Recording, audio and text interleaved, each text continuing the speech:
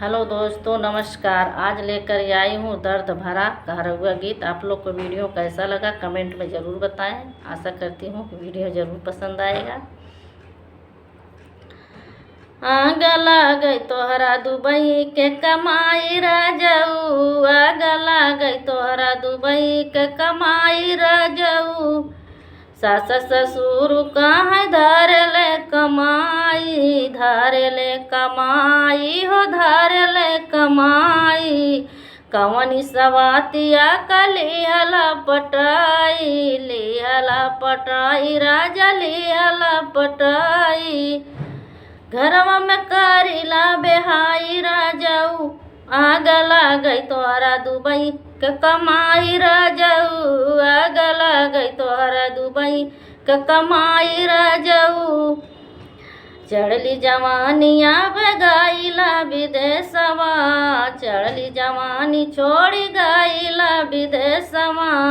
दिलवा में हमारे भइली बा कलेशवा, भइली बा कलेशवा राजा भइल बा कलेशवा।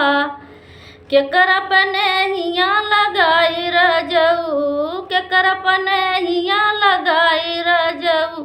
आग लागई तोहरा दुबई के कमाई राजऊ, आग लागई तोहरा दुबई के कमाई राजऊ, आग लागई तोहरा दुबई के। फोनवा पे बातिया कैला नाई हरमा, कैला नाई हरमा हो कैला नाई हरमा।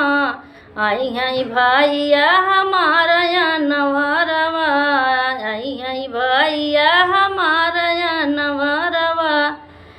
के करी हमारा विदाई राजऊ, आग लागई तोहरा दुबई के कमाई राजऊ, आग लागई तोहरा दुबई के कमाई राजऊ। सखिया सहेलर भाई नीलर कोरी, भाई नलर कोरी, भाई नलर कोरी। बतिया के पूछली हमसे बिघोरी, हमसे बिघोरी राजा हमसे बिघोरी।